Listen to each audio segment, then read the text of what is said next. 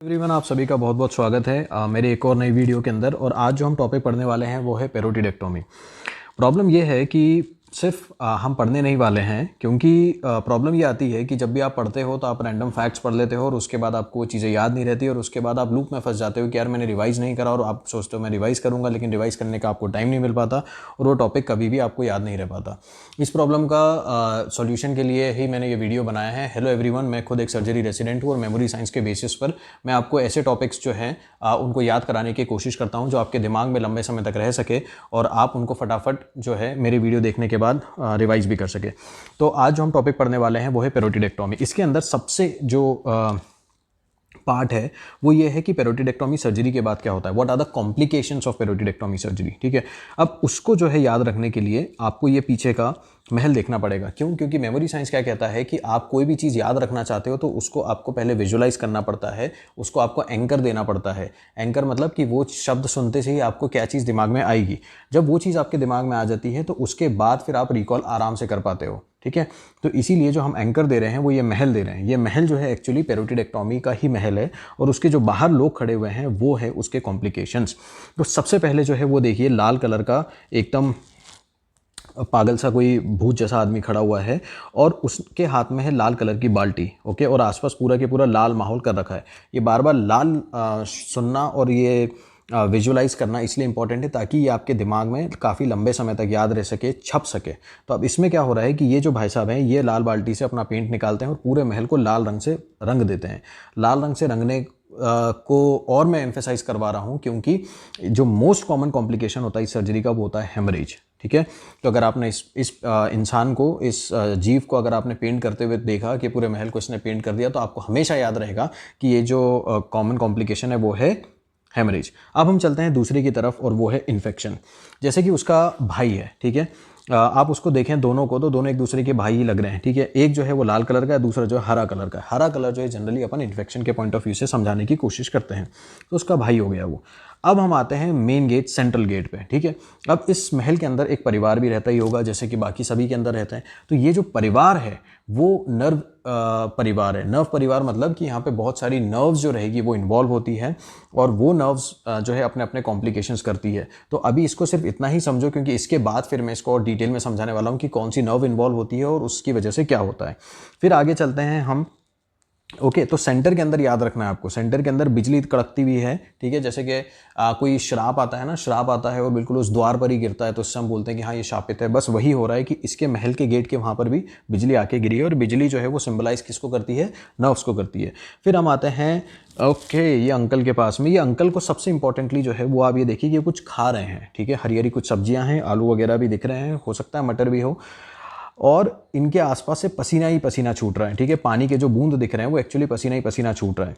Okay, अब जो है वो ये समझाना चाह रहा हूँ इस एंकर से मैं कि ये जो है ये फ्रेज सिंड्रोम है। ठीक है, और एक और चीज़ मैं बताना चाहूँगा, फ्रेज सिंड्रोम को जब भी हम पढ़ेंगे, जितने बार भी पढ़ेंगे और इसको डिटेल में भी पढ़ेंगे, तो उसका एंकर आपके दिमाग में होना चाहिए। फ्रेज सिंड्रोम सुनते से ही आपके दिमाग में एक चीज़ पिक्चराइज होनी चाहिए, और वो है बेसिकली क्या, वो है बेसिकली खाना खाता हुआ इंसान जिसके आसपास गालों में से पसीना निकल रहा है। और इसीलिए मैंने ये विजुलाइज करवाने के लिए ये अंकल बनाए हैं जो कि खाना खा रहे हैं और पसीना छूट रहा है। ठीक है, इसको मैं और डिटेल में समझाऊंगा अभी, लेकिन इस पॉइंट पर आपको एंकर दिमाग में बैठ जाना चाहिए। फिर अब हम चलते हैं अगले वाले चीज़ पर और वो है पेरोटिड फिस्टुला। अब आप देखिए ऊपर के पाइप, ऊपर से पाइप आ रहे हैं बहुत सारे और ऐसा लग रहा है जैसे बांध जो है वो पूरा के पूरा टूट गया हो, खुल गया हो, इतना पानी बहता जा रहा है। और यहाँ पर भी एक जीव जैसा बनाया है मैंने। ओके, उसके मुंह से भी पानी है, इधर से भी पानी, उधर से भी पानी है, बेसिकली पानी ही पानी है और पाइप ही पाइप है। पाइप ही पाइप है, मतलब a tube that is being open from both the ends. और इस चीज़ को हम क्या कहते हैं, इस चीज़ को हम कहते हैं फिस्टुला। तो ये होता है पेरोटिड फिस्टुला।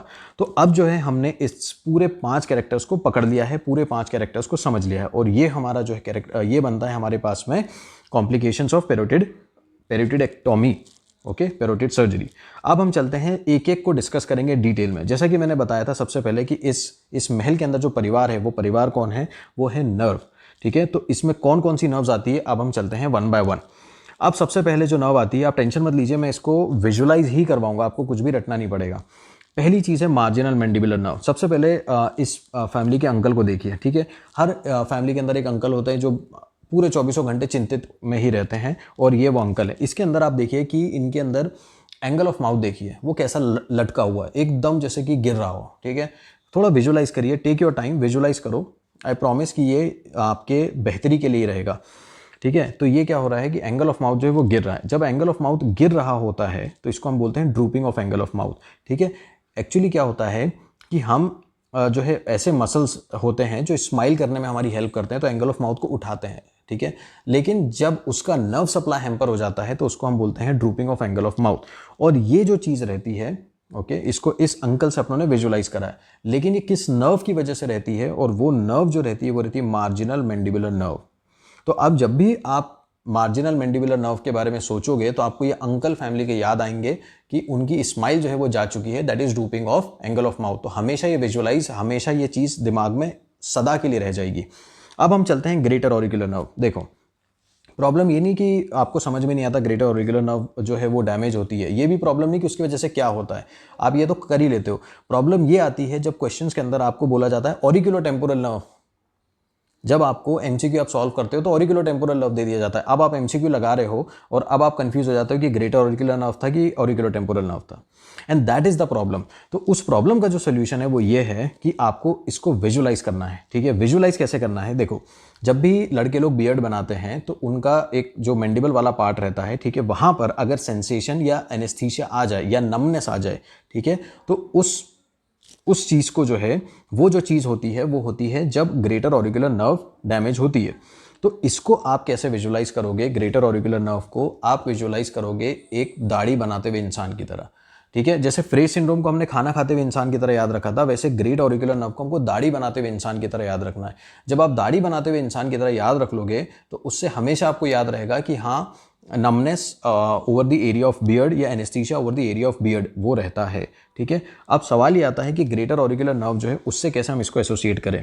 तो इसको आपको GAN, गन जो होती है ना, गन, ठीक है, उससे आपको एसोसिएट करना है, GAN। अब आप ऐसे सोच सकते हो कि बहुत सारी गन जो है वो लाइटर की तरह भी इस्तेमाल होती है। ठीक है, दिखने में ऐसा लगता है कि वो गन है लेकिन वो लाइटर रहता है। उसी तरीके से बहुत सारी गन ऐसी भी आती है जो एक शेविंग किट की तरह या शेवर की तरह इस्तेमाल होती है। तो बस इसी से आपको विजुलाइज करना है कि एक गन से आप शेव कर रहे हो। ठीक है, और अगर ये चीज़ आपने विजुलाइज कर ली, एरिया ऑफ बियर्ड जो है वो विजुलाइज कर लिया, तो यकीन मानो अब आपको ग्रेट ऑरिकुलर नर्व के अंदर कभी प्रॉब्लम नहीं आएगी।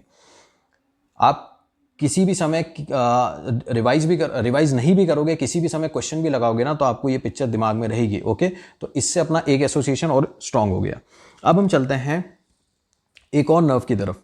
इसको आप ऐसे भी समझ सकते हो दोनों को, क्योंकि जब आप लॉन्ग आंसर लिखोगे तो आपको एक के बाद एक आना चाहिए। तो इनको ऐसे समझ सकते हो, जो इस फैमिली का मेंबर था अंकल, जो कि बहुत परेशान रहते थे, उन्होंने शेविंग करना शुरू किया है। तो अंकल से आपको angle drooping marginal mandibular nerve याद आ जाएगी, drooping of angle of mouth, और शेविंग से आपको याद आ जाएगा ग्रेटर ऑरिकुलर नर्व कि वहां पर एनेस्थीसिया रहता है। अब हम चलते हैं तीसरी नर्व की तरफ, और वो है फेशियल नर्व। ठीक है, अब फेशियल नर्व जो है वो इंपॉर्टेंट है यहाँ पर। ठीक है, हम फेशियल नर्व की इंजरी को अफोर्ड नहीं कर सकते, तो उसके लिए जो है हमारे पास में क्या ज़रूरी है, एक सर्जन के पास में लैंडमार्क होना ज़रूरी है कि उसको पता रहे कि फेशियल नर्व कहाँ हो सकती है, ताकि वो उस जगह पर जाए नहीं। ठीक है, बस तो उसके लिए हमने क्या कर रखा है, जैसे GPS होता है ना कि कहाँ कहाँ होता है, वैसे हमने कुछ लैंडमार्क्स बना के रखे हैं कि वहाँ पर से हमको आइडिया लग जाता है कि यहाँ पर फेशियल नर्व होगी। तो हम उस तरफ डिसेक्शन जो है वो थोड़ा सेफली करते हैं ताकि हम उस नर्व को बचा सके। तो सबसे पहली चीज़ जो आती है वो आती है ट्रैगल पॉइंटर। अब उसी अंकल को देखिए आप, ठीक है, वही अंकल और मायूस हो गए हैं। ठीक है, क्योंकि वो इन्फीरियरिटी कॉम्प्लेक्स से सफ़र कर रहे हैं बेसिकली, इसीलिए वो उदास भी रहते हैं। इन्फीरियरिटी कॉम्प्लेक्स से आपको इन्फीरियर याद रखना है, और उससे क्या याद रखना है कि इन्फीरियर मतलब 1 सेंटीमीटर इन्फीरियर और 1 centimetre deep to the tragal pointer. ठीक है, जैसे जो ट्रैगस होता है अपने कान का, उसी के बारे में बता रहा हूँ मैं। ठीक है, कि ट्रैगस तो वो होता है, लेकिन ट्रैगस से आपको ट्रैगल पॉइंटर पे जाना है, और वो कहाँ होता है, वो 1 सेंटीमीटर डीप होता है और इन्फीरियर होता है to what, to the tragus, that is called a tragal pointer. वहां पर होती है फेशियल नर्व। अब दूसरी तरफ ये देखिए कि कभी कभी अंकल को भी गुस्सा आता होगा, या सबकी फैंटेसी रहती है, तो वो तलवार भी अपने पास में रखते हैं। ठीक है, इमेजिन करो एक सैड आदमी तलवार भी अपने पास में रख रहा है। बेसिकली तलवार जो है उसकी नोक पर ध्यान दो, वो नोक जो जितनी पॉइंटेड रहती है ना, वो आपको एक बोन के बारे में याद दिलाएगी, और वो बोन होती है स्टाइलॉइड प्रोसेस, क्योंकि स्टाइलॉइड जो बोन रहती है वो भी एकदम पॉइंटेड ही रहती है। ठीक है, अब उसमें क्या होता है, जब आप स्टाइलॉइड प्रोसेस जो है, एक बात बताओ, स्टाइलॉइड प्रोसेस आप पाल्पेट कर सकते हो या अभी नहीं कर सकते हो? ठीक है। नो, अभी उसको नहीं पालपेट कर सकते हो, आपको डिसेक्शन के टाइम पर ही वो पता चलेगा। मतलब अगर आप सर्जन हो और आपने पेशेंट को ओपन करा हुआ है तो ही आपको पता चलेगा कि स्टाइलॉइड प्रोसेस है। तो इस तरह से आपको दिमाग में याद रखना है, ऐसा नहीं कि रैंडमली बस करते ही जा रहे हैं अपन, क्योंकि भूल जाओगे फिर आप। तो स्टाइलॉइड प्रोसेस जो है उसको आपने याद रखा। अब उससे क्या हो रहा है, उससे ये हो रहा है कि उसके सुपरफिशियल, उसके ऊपर से फेशियल नर्व जारी है। अब प्रॉब्लम क्या आती है, जब आपको क्वेश्चन पूछे जाते हैं तो वो सुपरफिशियल और डीप में आप कंफ्यूज हो जाते हो।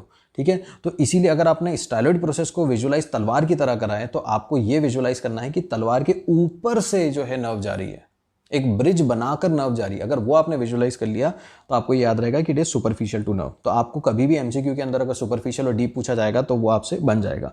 अब हम चलते हैं पोस्टीरियर बेली ऑफ डायगेस्ट्रिक में। अब देखो, पोस्टीरियर बेली ऑफ डायगेस्ट्रिक जो है, एक पॉइंट आता है कि it points towards facial nerve trunk. ठीक है, लेकिन कहाँ पर, किस डायरेक्शन में, मैं वो समझाता हूँ। देखो, posterior belly of digastric anteriorly क्या बनाती है, एंटीरियर बेली ऑफ डायगेस्ट्रिक।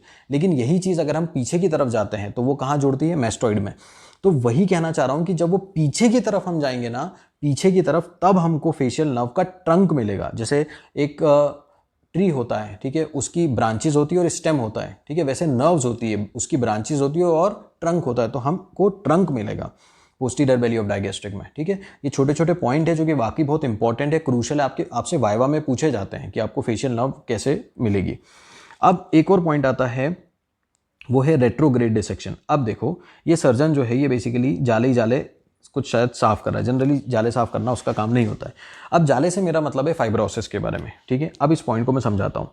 देखो क्या होता है कि अगर कोई पेशेंट की एक बार, दो बार या मल्टीपल टाइम्स उस जगह, उस एरिया की, पेरोटिड रीजन की सर्जरी हो गई है तो वहाँ पे बार बार फाइब्रोसिस होता है।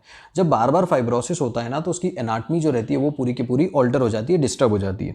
जब उसकी एनाटमी ऑल्टर और डिस्टर्ब हो जाती है तो वापस अगर आप सर्जरी करना चाहते हो तो आपको फेशियल नर्व ढूंढना बहुत मुश्किल हो जाता है। तो सर्जन ने क्या करा है, उसका एक सॉल्यूशन निकाला है, और वो सॉल्यूशन जो है वो क्या रहता है, वो सॉल्यूशन बेसिकली ये रहता है कि आप जनरली क्या करते हो, ट्रंक को पकड़ते हो और ब्रांच की तरफ जाते हो, राइट। ये रहता है एंट्रोग्रेड। लेकिन अब चूंकि फाइब्रोसिस हो गया है तो अब आप क्या करोगे, अब आप ब्रांच को पकड़ोगे और ट्रंक की तरफ जाओगे। इसको ऐसे विजुलाइज करो जैसे पेड़ है, ठीक है। पेड़ के अंदर क्या होता है, पेड़ के अंदर भी यही होता है। आप क्या करते हो, आप पेड़ की ब्रांच को पकड़ो, ठीक है, और उसको पकड़ते पकड़ते नीचे की तरफ, स्टेम की तरफ उतरो। अगर ये चीज़ आपने विजुलाइज कर ली तो आपको रेट्रोग्रेड डिसेक्शन समझ में आ गया होगा कि हम क्या करना चाह रहे हैं। हमको पहले ब्रांच मिलती है और फिर हम ट्रंक पे जाते हैं, ठीक है। अब कई बार क्या होता है, नहीं मिल रही ब्रांच, ठीक है, तो अब अपनों को नर्व तो ढूंढना है। तो उसके लिए एक इंस्ट्रूमेंट आता है और वो है नर्व स्टिमुलेटर। अब देखो मैं बताता हूँ कि ये कैसे काम करता है। जिस तरीके से आप इसको विजुलाइज करोगे कि ये कैसे काम करता है तो आपके दिमाग में काफ़ी लंबे समय तक याद रहेगा, ठीक है। अब नर्व स्टिमुलेटर में क्या करते हैं कि हम नर्व स्टिमुलेटर लेकर आते हैं और उसको टच करते हैं नर्व्स पर। अब सपोज आप डिसेक्शन कर रहे हो तो ऐसा तो कभी नहीं होगा कि भैया जब आप डिसेक्शन कर रहे हो तो आपको नर्व चीख चीख के बुला रही कि मैं फेशियल नर्व हूँ, मैं ग्रेटर ऑरिकुलर नर्व हूँ, मैं ऑरिकुलर टेम्पोरल नर्व हूँ। नहीं, वो तो आपको पता होना चाहिए, ठीक है। बार बार जब आप करते हो तो आपको पता चलता है। तो अब आप सपोज दोबारा सर्जरी कर रहे हो उस पेशेंट की, तो अब तो एनाटमी डिस्टर्ब हो गई, तो अब तो आपको पता ही नहीं रहेगा कि ये नर्व है तो कौन सी है। तो उसके लिए आपने ये इंस्ट्रूमेंट लिया है और वो है बेसिकली नर्व स्टिमुलेटर। इसमें क्या करते हैं कि हम नर्व स्टिमुलेटर को ऑन करते हैं और उसको किसी नर्व पर लगा देते हैं।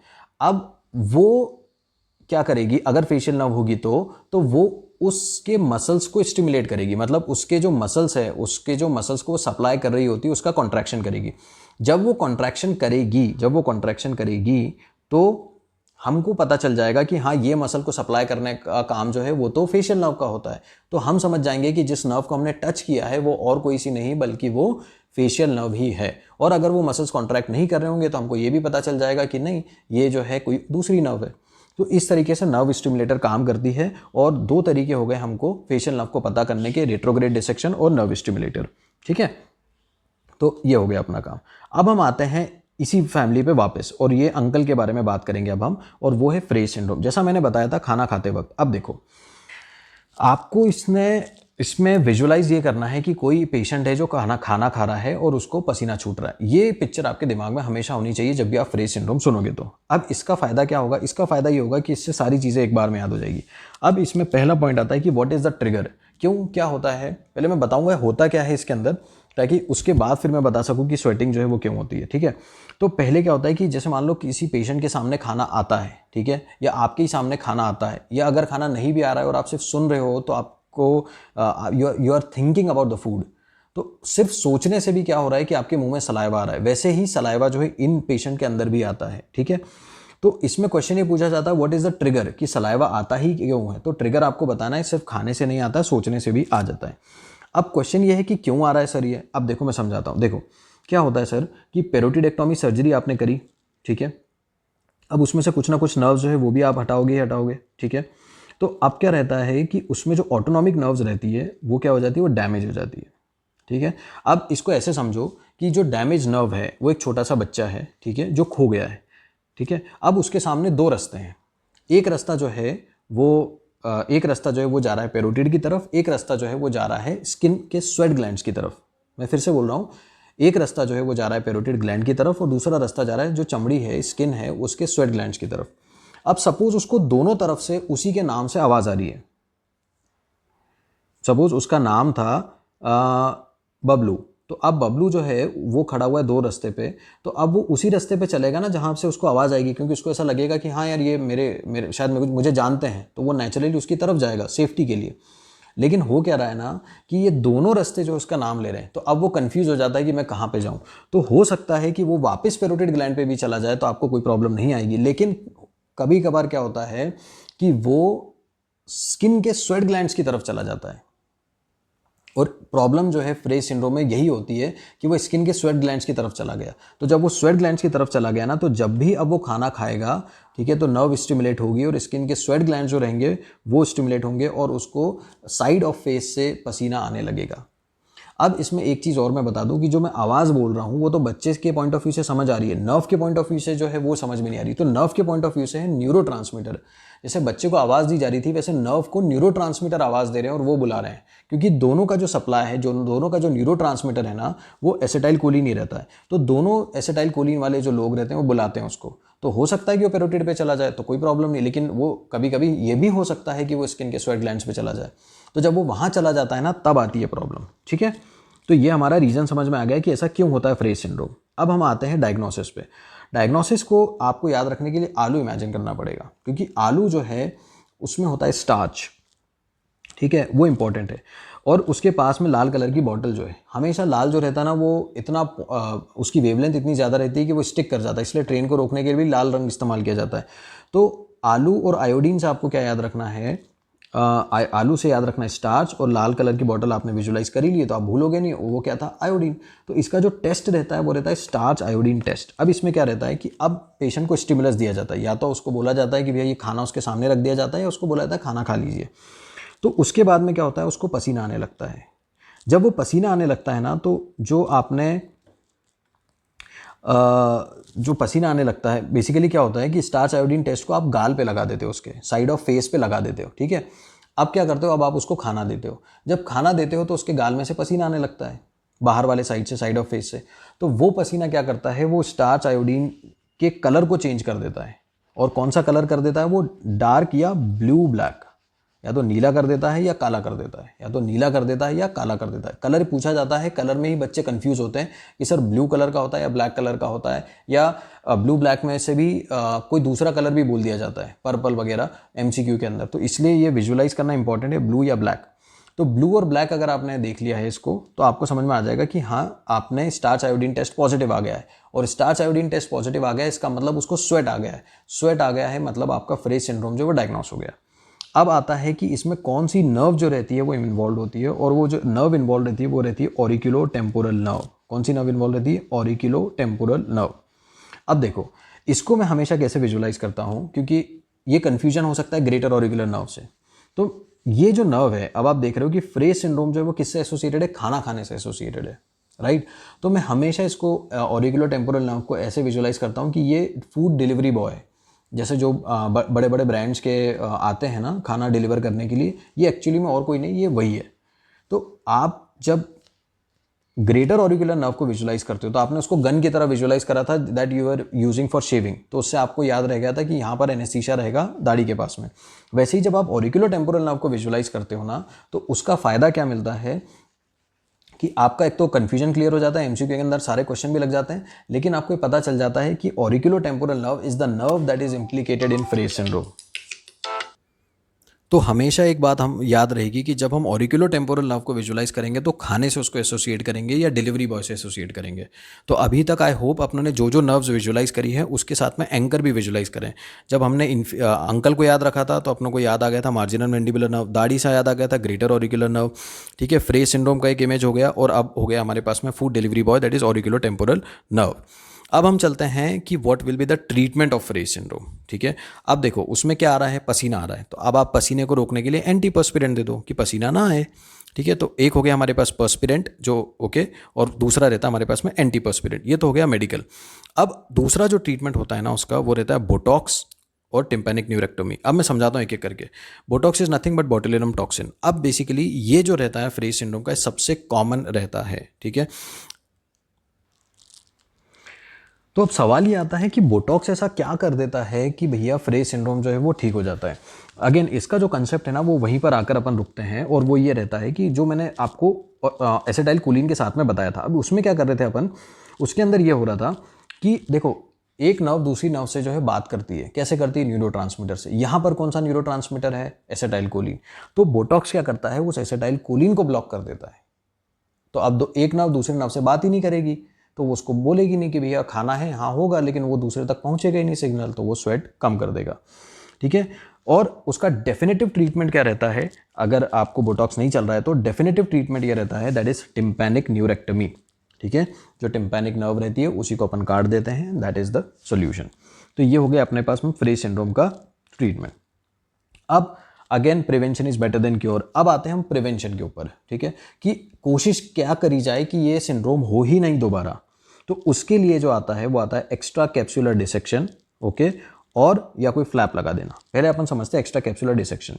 देखो एक्स्ट्रा कैप्सुलर डिसेक्शन में जो कैप्सूल वर्ड है ना, वो कैप्सूल किसके बारे में बात करी, वो पैरोटिड ग्लैंड के बारे में बात कर रहे हो या ट्यूमर के बारे में। तो यहां पर हम बात कर रहे हैं ट्यूमर के बारे में। तो इसका मतलब यह है कि हम ट्यूमर के साथ की जो कैप्सूल रहती है तो उसके साथ में ही उसको बाहर कर देंगे, ओके, और उसको कहा जाता है एक्स्ट्रा कैप्सुलर डिसेक्शन। तो इससे क्या रहता है, डिसेक्शन ज़्यादा नहीं रहता है तो नर्व बच जाती है, पहली चीज़। अगर ये नहीं हो पा रहा है तो हम क्या दूसरी चीज़ करते हैं, और वो है फ्लैप। मतलब एक बाधा क्रिएट कर देते हैं कि दोनों एक दूसरे से मिल ना सके, और वो अपन क्या लगाते हैं उसमें अपन फ्लैप लगाते हैं। अब फ्लैप इसमें क्या रहता है, वो रहता है स्टर्नोक्लीडोमास्टोइड मसल या डाइगेस्ट्रिक मसल, उसके आसपास का ही रहता है, ठीक है। तो अगर अपन फ्लैप लगा देंगे ना तो वो सिग्नल्स फिर वापस नहीं जा पाएंगे। तो ये दो चीज़ों से अपन इस फ्रे सिंड्रोम को बचा सकते हैं, ठीक है। अब जो है यहाँ पर अपना फ्रे सिंड्रोम भी हो गया। अब अपन चलते हैं इस फिफ्थ वाले की तरफ, जो मैंने बताया था कि बांध जो है वो खुल गया है और टूट गया है और पानी पानी बहता जा रहा है, और पाइप से मैंने आपको याद करवाया था कि it is nothing but a fistula, a tube that is being open from both the and. तो वो यही है। अब इसमें क्या हो रहा है सर, आप देखिए पेरोटिड फिस्चुला के पॉइंट ऑफ व्यू से। अब इसमें जो है पेरोटिड फिस्चुला दो तरह के होते हैं, ठीक है। इसको आप ऐसे समझिए कि एक फैक्ट्री है, ठीक है, एक फैक्ट्री है और उसके में बहुत सारे पाइप हैं। अब अगर फैक्ट्री में प्रॉब्लम हो रही है, ओके, तो एक केस बनेगा, और अगर उनके पाइप में प्रॉब्लम हो रही है तो दूसरा केस बनेगा। अब यहां से फैक्ट्री जो है वो क्या एनालॉजी बता रही है, वो बता रही है ग्लैंड को, पेरोटिड ग्लैंड को, ठीक है, और पाइप क्या बता रहे हैं, डक्ट को, ठीक है। प्लेन और सिंपल, ये एनालॉजी समझ में आ गई। अब अपन इसी को आगे बढ़ाते हैं। अब इसमें क्या हो रहा है कि अगर ग्लैंड का फिस्चुला है, मतलब ग्लैंड या फैक्ट्री में प्रॉब्लम हो रही है, तो अब आप सोचो कि अगर फैक्ट्री के अंदर से पानी आ रहा है तो क्या होगा, नीचे के नीचे थोड़ा थोड़ा पानी रहेगा, बहुत उसका जो आउटपुट रहेगा वो कम रहेगा। पोछा लगा के आप उसको साफ कर दोगे और वो सूख जाएगी ज़मीन। अब इन तीनों को समझो। अगर फैक्ट्री में प्रॉब्लम है और वहाँ पानी डुला है, ठीक है, तो बहुत धीमा धीमा रहेगा और बहुत कम कम रहेगा, तो इसका मतलब है लो आउटपुट, पहली चीज़। दूसरी चीज़ मैंने बताया पोछा लगा के आप साफ कर सकते हो, इसका मतलब ये है कि कोई ज़्यादा मेहनत नहीं लगेगी उसको हील करने में, इट विल हील स्पॉन्टेनियसली। अगर पोछा नहीं भी लगाए तो पानी इवेपोरेट होकर सूख जाएगा। तो वैसे ही इसको हम बोलते हैं कि ग्लैंड फिस्चुला जो रहता है वो अपने आप ठीक हो जाता है, and it heels spontaneously. Problem आती है डक्ट फिस्चुला में। क्यों? क्योंकि डक्ट फिस्चुला में अगर सपोज आप गार्डन में पानी दे रहे हो, ठीक है, और वो पाइप कट जाता है, तो ऑटोमेटिकली आपको पता है ना कि वहाँ से पानी बहुत जोर से आता है। तो यहाँ पर भी वही हो रहा है कि यहाँ का जो पाइप था या मतलब डक्ट था वो फट जाता है, तो उसमें आउटपुट जो रहता है वो ज़्यादा रहता है, और चूंकि आउटपुट ज़्यादा रहता है तो हम उसको छोड़ नहीं सकते, वो अपने आप भर नहीं सकता, वो हील नहीं होता अपने आप में। तो इसीलिए इसको कहा जाता है कि इसके ट्रीटमेंट के लिए हम दो सर्जरी करते हैं, और वो हैं ये दो सर्जन। एक्चुअली मैं इन दो सर्जन को सर्जन मत समझो, प्लम्बर समझो, क्योंकि ये सारा खेल पानी का ही चल रहा है, पाइप का ही चल रहा है।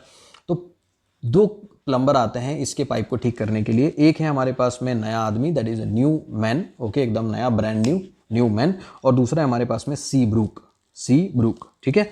तो ये हो गया हमारे पास में सारे कॉम्प्लिकेशंस। तो हमने हर एक कॉम्प्लिकेशंस को बड़ा डिटेल में पढ़ा है। हेमरेज को मैंने सबसे इंपॉर्टेंस दिया है क्योंकि वही सबसे कॉमन कॉम्प्लिकेशन है। इन्फेक्शन को अपने ज़्यादा डिटेल में नहीं पढ़ा है। नर्व इंजरी में एक एक नर्व को विजुअलाइज करा है, जिससे आपको सिर्फ नर्व ही नहीं याद रहे बल्कि उससे क्या एक्शन का लॉस हो रहा है वो भी याद रहे। फिर मैंने ग्रेट ऑरिकुलर नर्व और ऑरिकुलर टेम्पोरल नर्व को अलग अलग कैरेक्टर भी दिया है ताकि आप उसमें कभी भी कंफ्यूज ना हो कि आपने क्या पढ़ा था। उसके बाद में फ्रेज सिंड्रोम के बारे में अपने अच्छे से पढ़ लिया है क्योंकि उसके लिए एक विजुअलाइजेशन बनाया कि खाना आएगा पसीना छूटेगा। और पेरोटिड फिस्टुला को मैंने फैक्ट्री और पाइप से समझा दिया है। तो ये अपने सारे कॉम्प्लिकेशन जो है कवर हो जाते हैं इसके अंदर। अब हम चलते हैं सबमैंडिबुलर ग्लैंड। क्यों? क्योंकि सिर्फ हमारे पास पेरोटिड ग्लैंड थोड़ी ना है, हमारे पास में तो सबमैंडिबुलर ग्लैंड भी है। अब देखो इसमें सिर्फ ये भी बहुत सिंपल है। इसमें सबसे इंपॉर्टेंट चीज़ रहती है बायमैनुअल पाल्पेशन, जो आपको केस प्रेजेंटेशन और क्लिनिकल में भी इंपॉर्टेंट है, ठीक है। अब बायमैनुअल पाल्पेशन में क्या करते हैं कि अपन एक उंगली जो है वो मुंह के अंदर डालते हैं, मतलब इंट्रा ओरल डालते हैं, और दूसरी उंगली जो है वो बाहर की तरफ रखते हैं और उससे अपन पाल्पेट करते हैं। अब अगर वहाँ पर ग्लैंड अगर एनलार्ज हुआ होगा तो वो आपको पाल्पेबल होगा, ओके। अगर ग्लैंड एनलार्ज नहीं होगा तो पाल्पेबल नहीं होगा। तो अगर वो पाल्पेबल है तो उससे अपन कंक्लूड करते हैं कि हाँ sir, there is a enlargement of the gland. वैसे ही वहाँ पर जब हम बायमैनुअल पाल्पेशन करते हैं, अगर लिम्फ नोड वहाँ पर बड़ा है, अगर वहाँ पर लिम्फ नोड का एनलार्जमेंट है तो वो पाल्पेबल होगा, और अगर वो नहीं है तो नहीं होगा। तो बायमैनुअल पाल्पेशन से अपन दो चीज़ें देख सकते हैं, तो सबमैंडिबुलर ग्लैंड के बारे में भी देख सकते हैं और नॉन पाल्पेबल के बारे में भी देख सकते हैं। अब यहाँ पर आता है जो कन्फ्यूजन रहता है, ऑल्दो हम इसको पहले भी पढ़ चुके हैं पर एक बार फिर से कर लेते हैं। वो रहता है कि what is the most common benign tumour of submandibular region and what is the most common malignant tumour of the submandibular gland. तो जो सबसे कॉमन रहता है बिनाइन में वो रहता है प्लियोमॉर्फिक एडिनोमा, ठीक है। यही पेरोटिड के साथ भी है, तो इसीलिए आपको कोई अलग से याद रखने की ज़रूरत नहीं है। अगर आप इसको एंकर के पॉइंट ऑफ व्यू से याद रखना चाहते हो तो इसका ताज देखिए, ये ताज जो है वो आपको याद दिलाएगा किंग की। और प्लियोमॉर्फिक एडिनोमा वाले वीडियो में जब आप जाके देखोगे तो आपको पता चलेगा कि अपनों ने उसके लिए भी एक ताज ही बनाया है, उसके लिए भी अपनों ने एक राजा ही बनाया है। तो इससे आपको एक चीज़ तो याद होगी कि pleomorphic adenoma is the most common benign tumour of submandibular. अब वैसे ही हमको क्या विजुलाइज करना है कि भैया मेलिग्नेंट ट्यूमर जो है वो क्या है। तो मेलिग्नेंट ट्यूमर जो है वो स्पाइडर है and that is adenoid cystic carcinoma. अब देखो इसको मैं विजुलाइज कैसे करवाता हूँ पता है, एक ही बार में अपन सारे पॉइंट जो है वो विजुलाइज कर सकते हैं। आप इमेजिन करो कि आप एक पेशेंट का सबमैंडिबुलर रीजन जो है वो बायमैनुअल पाल्पेट कर रहे हो। जैसे ही आप पाल्पेट करते हो तो जो ताज होता है ना, उस ताज बहुत पॉइंटेड होता है, नुकीला होता है, वो आपकी उंगली में चुभ जाता है। तो चुभेगा, आप उसको फील करो, आप खून देखो अपनी उंगली में। जब आप वो चीज़ देख पाओगे कि आप एक्चुअली में पेशेंट के बायमैनुअल पाल्पेट करते हो और उसके अंदर सबमैंडिबुलर रीजन पर, सबमैंडिबुलर ग्लैंड पर ताज रखा हुआ है और वो आपको चुभ जाता है, तो आपको हमेशा याद रहेगा वो ताज से आप पहुंच पाओगे प्लियोमॉर्फिक एडिनोमा पर। और दूसरी तरफ आप ये भी जैसे ही वो हटाओगे, जैसे उंगली वहाँ से खींचोगे तो स्पाइडर जो रहती है वो अपना स्पाइडर वेब से आपको पकड़ लेगी और खींचेगी और अपने मुंह के अंदर वो डाल देगी। तो आपने स्पाइडर के मुंह में वो उंगली डाल दी है, तो उससे भी आपको क्या विजुलाइज हो जाएगा, स्पाइडर। और स्पाइडर आपने क्या किसका एंकर है, एडिनॉइड सिस्टिक कार्सिनोमा का। अगर आपने वो वीडियो नहीं देखा तो एक बार प्लीज़ जाके देख लो, ठीक है, क्योंकि एंकर याद रखना बड़ा इंपॉर्टेंट है। उसके अंदर ये भी मैंने बताया कि अपनों ने एडिनॉइड सिस्टिक कार्सिनोमा को स्पाइडर ही क्यों बनाया है या स्पाइडर ही क्यों विजुलाइज करा है, ठीक है। तो ये चीज़ से आपको हमेशा याद रहेगा सबमैंडिबुलर रीजन। अगर आपने बायमैनुअल पाल्पेशन विजुलाइज कर लिया है तो आपको हमेशा याद रहेगा सबसे कॉमन बिनाइन ट्यूमर कौन सा है, तो वो प्लियोमॉर्फिक एडिनोमा, और सबसे कॉमन मैलिग्नेंट ट्यूमर कौन सा है, तो वो एडिनॉइड सिस्टिक कार्सिनोमा है। अब हम जो है वो चलते हैं इन्वेस्टिगेशन पर। देखो इन्वेस्टिगेशन जो है सभी की एक जैसी ही रही है, ठीक है, और वो है एफएनएसी। आप एफएनएसी करवाते हो। अगर आपको एक्सटेंट पता करना है कि कितना फैला तो उसके लिए आप एमआरआई कराते हो, क्योंकि सॉफ्ट टिश्यू के लिए अपन एमआरआई की तरफ ही जाते हैं। और मैनेजमेंट क्या रहता है, मैनेजमेंट ये रहता है कि ऑल ट्यूमर सबमैंडिबुलर एक्सीजन, मतलब आप जो ग्लैंड रहता है ना उसको भी रिमूव कर देते हो, जो ट्यूमर रहता है उसको भी रिमूव कर देते हो। तो ये तो हो गया अपने पास में बिनाइन का तरीका। अब इसके अंदर आता है मैलिग्नेंट का क्या तरीका है। तो मैलिग्नेंट के अंदर जैसा बाकी ग्लैंड्स के बारे में हमने पढ़ा था वो भी यही है। और देखो रेज, देखो आप देख सकते हो लास्ट वाली इमेज जो दिख रही है आपको, उसमें कितनी रेज आ रही है। वो रेज एक्चुअली बता रही है रेडियोथेरेपी। तो अगर आपको मैलिग्नेंट ट्यूमर आता है सबमैंडिबुलर में तो आप रेडियोथेरेपी उसके अंदर ऐड कर कराओगे, और अगर बिनाइन आता है तो सिर्फ और सिर्फ आप क्या करोगे, सिर्फ उसका एक्सीजन करोगे। समझ में आ रहा है, ठीक है। अब सवाल ये उठता है कि व्हाट इज़ द डेंजर। 5 ऐसे डेंजर क्या है जब हम सबमैंडिबुलर सर्जरी करेंगे, या उसको ऐसे समझ सकते हैं कि what are the complications of submandibulectomy, जैसे हमने पेरोटिड के बारे में पढ़ा। अब इसको भी विजुलाइज करने के लिए ना एक स्टोरी आपको विजुलाइज करनी पड़ेगी। सबसे पहले जो है आप पेरोटिड ग्लैंड की ही मदद लोगे सबमेंडिबुलर ग्लैंड के को आंसर करने में, और वो ये रहेगा कि उसमें अंकल को आपको लेकर आना है, ठीक है। वो अंकल जो है वही सब कुछ है, that is marginal mandibular nerve, मतलब वो drooping of angle of mouth है। उसके अंदर क्या कर रहे थे, वो दाढ़ी बनाने जा रहे थे। इस सबमेंडिबुलर रीजन के अंदर वो दाढ़ी बनाने नहीं जा रहे हैं, वो क्या करते हैं, अपनी ज़बान जो है वो निकाल देते हैं बस। अब ज़बान जैसे ही आपने निकाली तो उससे 2 पॉइंट आपके क्लियर हो जाएंगे। एक, क्योंकि ज़बान के 2 चीज़ें रहती है, एक सेंसेशन रहते हैं जो टेस्ट बर्ड्स रहते हैं जो टेस्ट लेके जाते हैं, और एक रहता है मोटर फंक्शन जो मूव करता है टंग को। तो एक जो रहता है वो रहता है लिंगुअल नर्व। तो लिंगुअल टंग से आपको क्या याद आ जाएगा कि अंकल ने ज़बान निकाली, ज़बान से 2 चीज़ें हो गई, एक तो लिंगुअल नर्व हो गई और दूसरा हो गया मूवमेंट हो गई हाइपोग्लॉसल नर्व। तो ये हो गई अपने पास में लिंगुअल नर्व और हाइपोग्लॉसल नर्व, और ये पूरी की पूरी स्टोरी जो है वो सबमेंडिबुलेक्टोमी के सर्जरी में याद रह जाएगी। अब हम आते हैं दूसरी तरफ पर, और वो है एंटीरियर फेशियल वेन और फेशियल आर्टरी, ठीक है। अभी तक आपने गौर किया होगा कि सिर्फ अभी तक वेसल्स के पॉइंट ऑफ व्यू से सिर्फ यही पॉइंट आया है, तो इसीलिए आपको ये अच्छे से याद रहेगा, that is anterior facial vein और फेशियल आर्टरी। तो ये हो गया अपना सबमेंडिबुलर। अब हम चलते हैं एक और ग्लैंड की तरफ, और वो है सबलिंगुअल। अब इसके अंदर जो है पूछा जाता है कि सबसे कॉमन ट्यूमर कौन सा रहता है। तो मैं हमेशा एक ही चीज़ विजुलाइज कराता हूँ कि आप टंग उठा के देखो किसी पेशेंट की, और आपको पता चले कि नहीं यार उसके अंदर मकड़ी है, तो मकड़ी से आपको जो है वो क्या याद आएगा, एडिनॉइड सिस्टिक कार्सिनोमा। तो अगर आपने ये विजुलाइज कर लिया ना, तो आपको कभी भी ये भूलोगे नहीं कि सबलिंगुअल ग्लैंड में सबसे कॉमन ट्यूमर कौन सा रहता है। तो आपको बार बार रटना नहीं पड़ेगा, once you have seen it. क्यों? क्योंकि मकड़ी जो है नॉर्मली होती नहीं है मुंह के अंदर, और अगर वो दिख जा रही है और आपने विजुलाइज कर ली है और आपके दिमाग में वो चिपक गई है, तो आप जब भी देखोगे तो आपको याद रहेगा कि सबलिंगुअल के अंदर सबसे कॉमन ट्यूमर होता है एडिनॉइड सिस्टिक कार्सिनोमा। कोई बात नहीं, 1-2 क्वेश्चन जब आप लगाओगे ना तो खुद ब खुद ये एम्फेसाइज हो जाएगा। फिर आते हैं हम माइनर सलाइवरी ग्लैंड्स पर। अब माइनर सलाइवरी ग्लैंड जो रहता है उसमें ये पूछा जाता है कि सबसे कॉमन ट्यूमर कौन सा होता है और सबसे कॉमन जगह कौन सी होती है। तो देखो, सबसे कॉमन ट्यूमर जो रहता है ना वो मकड़ी ही रहती है। तो अभी आप देखो, अब पहले तो आप विजुलाइज करो कि माइनर सलाइवरी ग्लैंड्स क्या है। माइनर सलाइवरी ग्लैंड जो है वो बहुत जगह प्रेजेंट हो सकते हैं, ठीक है। और तो उसको मैंने छोटे छोटे घरों से विजुलाइज करवा दिया, और उन सारे घरों के बीच में एक मकड़ी आकर बैठी हुई है, ओके। तो जो छोटे छोटे जो घर दिख रहे हैं ना आप लोगों को, that is adenoid cystic carcinoma.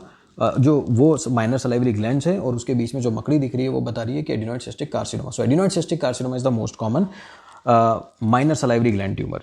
और मोस्ट कॉमन साइट जो है वो मुंह खोल देते हैं, और मुंह खोलते हैं मकड़ी का हार्ड पैलेट है बाय द वे। आप ये मत सोचना कि इंसान का है, ओके, मजाक कर रहा हूँ। तो बेसिकली जो हार्ड पैलेट मकड़ी का है, तो इसका मतलब है माइनर सलाइवरी ग्लैंड्स में सबसे कॉमन साइट जो रहती है वो हार्ड पैलेट की रहती है। अब हमारे सामने ये आता है कि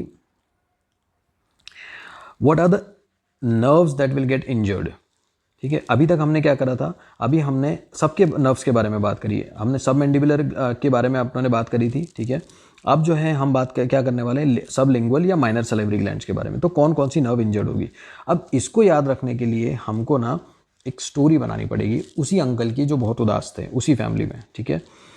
एक बार तो हमने उनको क्या बताया कि उदास थे, दाढ़ी बना रहे थे। दूसरी बार हमने क्या बताया कि वो पागल हो गए, जबान बाहर निकल रहा है। अब जो है अपन क्या बता रहे हैं, उनका ड्रेस, कि वो ड्रेस कैसे कर रहे हैं। तो अभी तक वो बाथरूम में थे, ओके, तो आपके पेरोटिड वाली स्टोरी हो गई और सबमेंडिबुलर वाली हो गई। अब अपन सबलिंगुअल पर आ रहे हैं, तो आपको उनको ड्रेस करते हुए बनाना है, ठीक है। तो सबसे पहले वो ड्रेस दाढ़ी बनाते हैं, ठीक है, वही अपनों ने भी रख लिया, ग्रेटर ऑरिकुलर नर्व, ठीक है। फिर वो जाते हैं और ठीक है, बाथरूम में नहाते हैं तो बगल में साबुन लगाते हैं। उससे आपको क्या रहेगा, बगल से ब्रेकियल याद रहेगा, ओके, क्योंकि एक्सिलरी और ब्रेकियल नर्व या ब्रेकियल प्लेक्सस जो रहता है वो एक्सिला में ही रहता है। तो ब्रेकियल याद रहेगा तो इंटरकोस्टो ब्रेकियल नर्व याद रहेगी, ठीक है। दाढ़ी बनाने से आपको ग्रेटर ऑरिकुलर नर्व याद रहेगा, और आपको याद रहेगा कि एनेस्थीसिया रहेगा over the area of beard. फिर वो कपड़े पहन लेते हैं, और वो कपड़े जो पहनते हैं वो मिलिट्री के पहनते हैं। This is the irony. आप जितना उसको गेला समझ रहे थे वो एक्चुअली में मिलिट्री आदमी निकला। तो मिलिट्री से आपको जो है वो क्या याद रहेगा, मिलिट्री से मिलिट्री यूनिफॉर्म याद रहेगी, ब्रॉड शोल्डर याद रहेंगे, और शोल्डर से आपको क्या याद आना चाहिए, स्पाइनल एक्सेसरी नर्व। क्या याद आना चाहिए, spinal accessory nerve, shoulder dysfunction after neck dissection, ठीक है। ये हमने नेक डिसेक्शन वाले टॉपिक में भी पढ़ा था कि क्या प्रॉब्लम आ सकती है, तो अपनों ने स्पाइनल एक्सेसरी नर्व पढ़ ली। अब क्या होता है कि ये अचानक से उनको खुजली चलने लगती है, तो वो क्या करते हैं, वापस उस कपड़े को उतार देते हैं। बस यही हो जाती दिक्कत, क्योंकि पागलपना खत्म नहीं होता उनका। तो वो क्या करते हैं, कपड़े उतार देते हैं, और इंग्वाइनल रीजन पर क्या करने लगते हैं, उनको दर्द होने लगता है दोनों जगह पर। तो इंग्वाइनल से आपको क्या याद आ जाएगा, इलियो हाइपोगैस्ट्रिक नर्व, ओके। और जो मैंने शुरुआत में बताया था, अंकल है तो उदास रहेंगे, तो मार्जिनल मैंडिबुलर नर्व तो आएगी। तो अब अपने क्या करा है, इनको स्टोरी में बांधा है कि एक तो उदास अंकल है तो मार्जिनल मैंडिबुलर नर्व आ गई, दाढ़ी बना रहे थे वो हर दोनों केसेस में, इसमें भी और पेरोटिड वाले केस में भी दाढ़ी बना रहे थे। सिर्फ वो सब मैंडिबुलर के केस में या सब मैंडिबुलर की कहानी के अंदर वो दाढ़ी नहीं, वो सिर्फ ज़बान निकाल रहे थे। ये कहानी अगर आप समझ लोगे ना, या कहानी आपके दिमाग में आ जाएगी, तो आपको बेहतर याद रहेगा, आप क्वेश्चन ज़्यादा बेहतर सॉल्व कर पाओगे। नहीं तो ऐसे नर्व रट रट के पागल हो जाओगे। मैं सिर्फ आपसे ज़्यादा सोचने को नहीं बोल रहा हूँ, मैं सिर्फ इतना सा सोचवा रहा हूँ आपसे कि भैया एक बार जो अंकल थे, ठीक है, वो मुंह लटका हुआ था, एक बार वो दाढ़ी बना रहे थे, ओके ओके, और दूसरी बार में वो ज़बान बाहर निकाल रहे थे। और कुछ ज़्यादा नहीं विजुलाइज करा रहा हूँ, इतना तो कर ही सकते हो आप लोग, तो बस उतना ही बोल रहा हूँ। एक बार वो दाढ़ी बना रहे थे और एक बार वो मुंह ज़बान से बाहर निकाल रहे थे। अब उन्हीं अंकल को पकड़ते हुए हम एक तीसरी कैटेगरी में आ गए, ठीक है। और वो क्या रहती है कि वो अपने आप को ड्रेस कर रहे हैं नहलाकर। तो भैया ड्रेस करेंगे तो नहाना पड़ेगा तो बगल में साबुन लगाना पड़ेगा, तो ब्रेकियल नर्व आई जाएगी, तो इंटरकोस्टो ब्रेकियल नर्व याद हो गई, ठीक है, कि एक्जिला के अंदर एनेस्थीसिया हो गया। फिर आदमी नहाएगा तो कपड़े पहनेगा ही, तो उससे आपको शोल्डर की तरफ याद आना चाहिए, क्योंकि सोल्जर के शोल्डर जो है ब्रॉड होते हैं, तो शोल्डर से आपको क्या याद आ जाएगा, स्पाइनल एक्सेसरी नर्व, जो अपने नेक डिसेक्शन वाले टॉपिक में पढ़ा था। और फिर वो वापस कपड़े उतार देता है, बस यही कहानी है कि कपड़े पहनता है और कपड़े उतार देता है। कपड़े पहनने से आपको स्पाइनल एक्सेसरी नर्व याद रह रही है, और कपड़े उतारने से आपको इंग्वाइनल रीजन के अंदर पेन याद रह रहा है, दैट इज इलियो हाइपोगैस्ट्रिक नर्व। बस कहानी खत्म। मार्जिनल मैंडिबुलर नर्व तो पहले ही पढ़ लिया अपनों ने, तो इससे अपनों को सारी की सारी नर्व जो है वो भी याद हो गई। तो आई होप आपको ये टॉपिक समझ में आ गया हो। इसके अंदर काफ़ी डिटेलिंग थी, लेकिन इन डिटेल को जितना विजुलाइज करके मैं पढ़ा सकता था मैंने वो पढ़ाया है, और आपको ये काफ़ी लंबे समय तक भी याद रहेगा। अगर आप अभी भी मैरो के क्वेश्चन लगाने जाओगे तो आई प्रॉमिस, बिना कोई अपने नोट्स बनाए, सिर्फ अगर आपने सोते सोते मेरा लेक्चर भी देखा होगा ना, बिना कुछ करे भी आपके क्वेश्चंस बन जाएंगे। ओके, तो चलिए मिलते हैं अब आपसे नेक्स्ट वीडियो में। बहुत बहुत शुक्रिया आपका।